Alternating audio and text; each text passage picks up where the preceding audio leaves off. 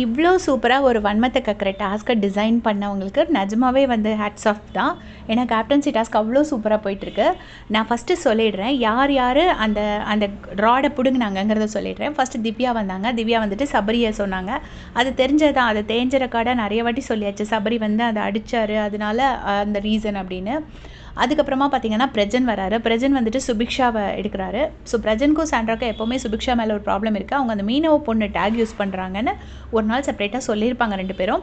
So அதனால் பிரஜன் வந்து சுபிக்ஷாவை எடுக்கிறாரு. ஆனால் ரீசன்ஸ் வந்து சும்மா ஒரு ஒரு ரேண்டம் ரீசன் சொல்கிறாங்க.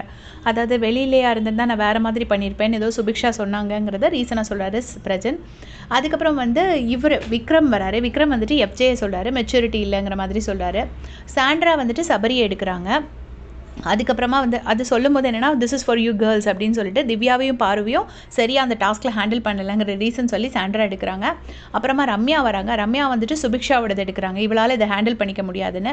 அப்புறம் கமருதீன் வராரு. கமருதீன் வந்துட்டு சபரியோட இதை எடுக்கிறாரு. அவருக்கும் அதே ப்ராப்ளம் தான், அந்த அந்த டாஸ்க் விளையாண்ட மெயின் ரீசன். அதுக்கப்புறமா பாரு வராங்க. பாரு வந்துட்டு சுபிக்ஷாவோடதை எடுக்கிறாங்க. எடுத்துகிட்டு அந்த காயின்ஸ் கொடுக்கல அந்த ரீசனை சொல்கிறாங்க. அப்புறம் அமித் வராரு. எஃப்ஜேக்கு அவ்வளோ மெச்சூரிட்டி இல்லைன்னு சொல்லிட்டு எஃப்ஜேயோடதை எடுக்கிறாரு. இப்போ ரெஸ்பான்சிபிளாக இருக்க மாட்டார் அப்படின்னு சொல்லிட்டு சொல்கிறாரு. அப்புறமா கெமி வராங்க. கெமி வந்துட்டு சுபிக்ஷாவோடதை எடுக்கிறாங்க. ஸோ சுபிக்ஷா மேலே இத்தனை பேருக்கு இவ்வளோ ஒரு கண் இருக்குங்கிறதே எனக்கு இந்த டாஸ்க் மூலமாக தான் தெரிய வந்துச்சு. அப்புறம் வியானா வராங்க. அது நான் அவங்க சொல்லி உங்களுக்கு யாருக்கும் தெரிய வேண்டியதில்லை. அவங்க கானா வினோத்தோட தான் எடுப்பாங்க. ஏன்னா அவர் வந்து எக்ஸ்ட்ரா சக்கரை கேட்குறாங்கன்னு சொல்லிட்டாங்க.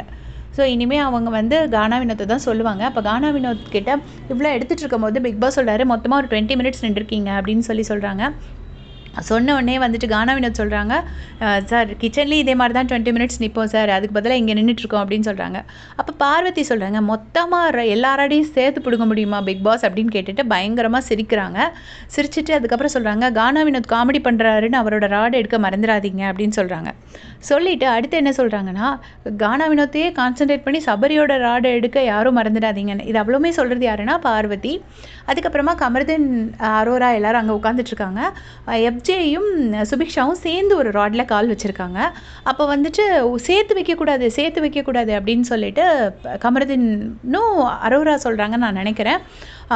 கமருதீன் ஒரு ஆள், இன்னொரு பர்சன் யாருங்கிறது தெரியல, ரெண்டு பேர் சேர்ந்து சொல்கிறாங்க.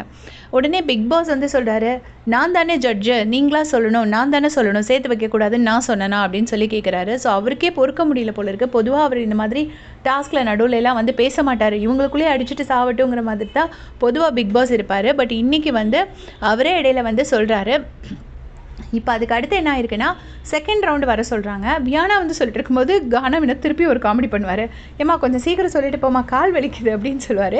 கானா வினோத்தோட கவுண்டர்ஸ் இல்லைன்னா இந்த சீசன் மொத்தமாக பார்க்கவே முடியாது போல இருக்குது.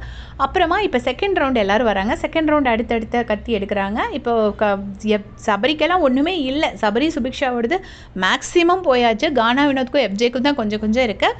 கடைசியாக எஃப்ஜே வந்து வின் பண்ணுறாரு. இதுதான் கேப்டன்சி டாஸ்க். உங்களுடைய கமெண்ட்ஸை சொல்லுங்கள்.